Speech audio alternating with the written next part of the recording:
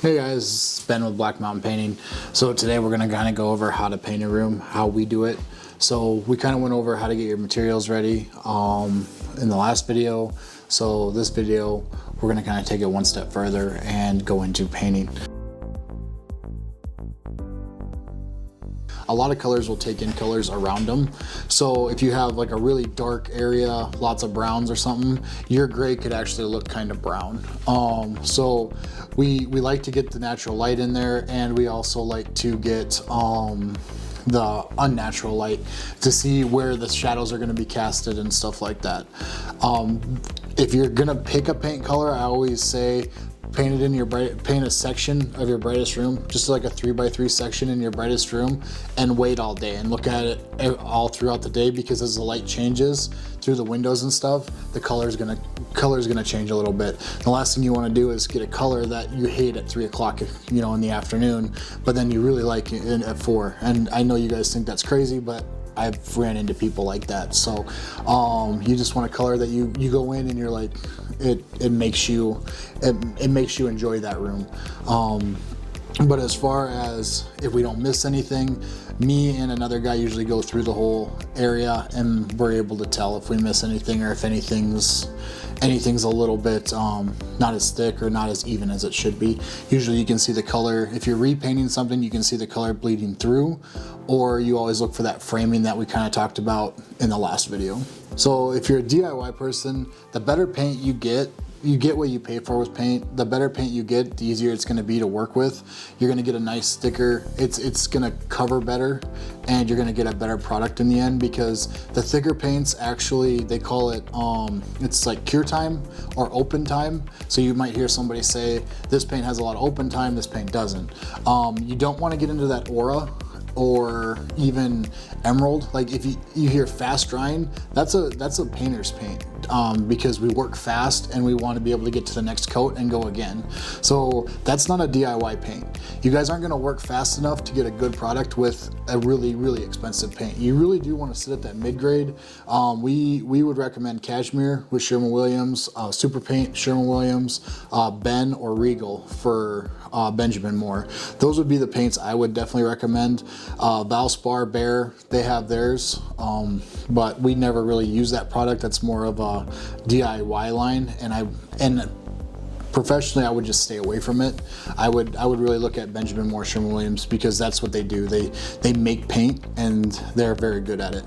But yeah, Regal, Ben for Benjamin Moore, and Cashmere and Super Paint for Sherwin-Williams, and those will all sit about that anywhere between $40 to $50 a gallon, where when you start to get into Aura, Emerald, you're looking at closer to $100. So save yourself money and save yourself time and a headache, and go to that mid-grade where you hit that $40 to $60 range. That's the sweet spot for paint.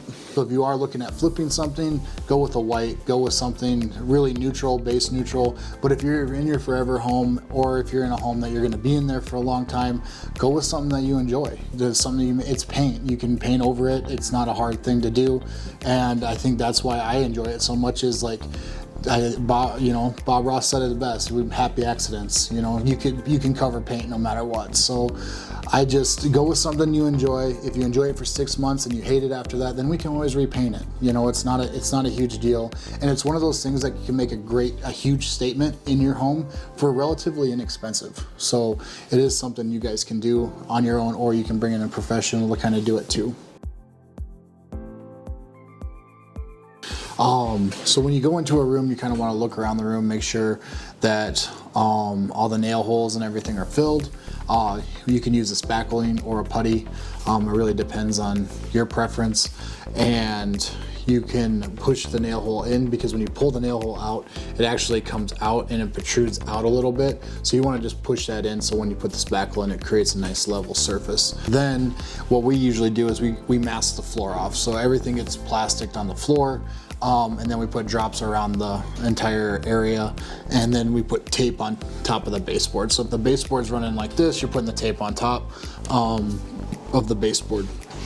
We usually don't tape up windows or anything like that. We cut around those. That doesn't seem to really be an issue. We tape on the baseboards because when we're rolling up and down, the rolling actually creating splatter. You don't really see it until like you actually see it. And then, so it's creating like little splatter, and if you don't tape that baseboard piece, one, the splatter could get on the baseboard, so if you have a light wall, dark trim, you'll be able to see the splatter. Another reason we tape the baseboard is because when we roll to the tape, and that does help with the cut in at the bottom.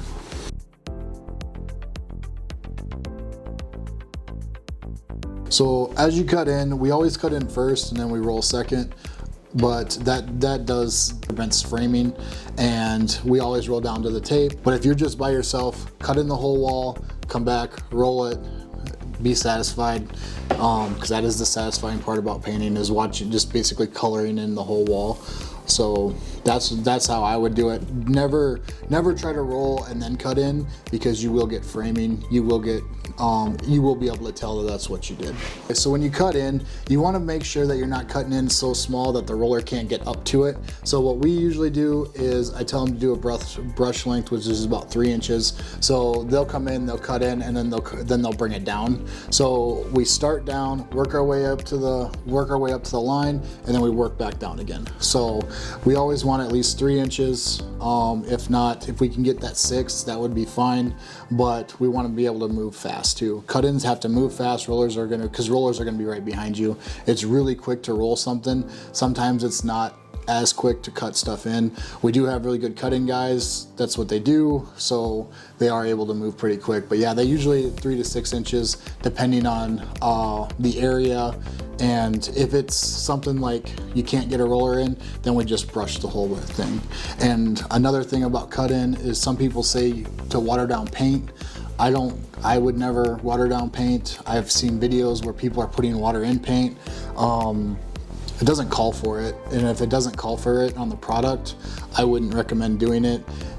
I don't necessarily think you can mess up the color, but there's a lot of things that are way over our pay grade that basically scientists, and it's crazy that scientists are dealing with paint, that scientists are dealing with this, and it could mess with the color lock, it could fade. If you do have an issue in the future, what they do is they come out and they take a sample of your paint and they bring it back to the lab, and if that paint has water in it, it has more water than it's supposed to, your paint won't be covered. So basically what would happen is you could have a lifetime warranty paint, it fades, the guy goes, okay, well, we'll handle it. They come in, they take a sample, and they go, well, you added water to this, of course it faded, and then you're out that much. So if you are hiring a painter, make sure they're not adding water to a paint. We have sprayers, we have everything, and we are able to spray any kind of paint through those sprayers and not have any issues. So don't let a paint guy tell you, hey, we have to add water to it so we can spray it. If that's necessary, it will say it on the can. So just make sure, just grab the can quick and just look at it and be like, or all the information's online, so you don't have to be that guy that's like, let me see that can. You can go online, you can look at the brand they're using.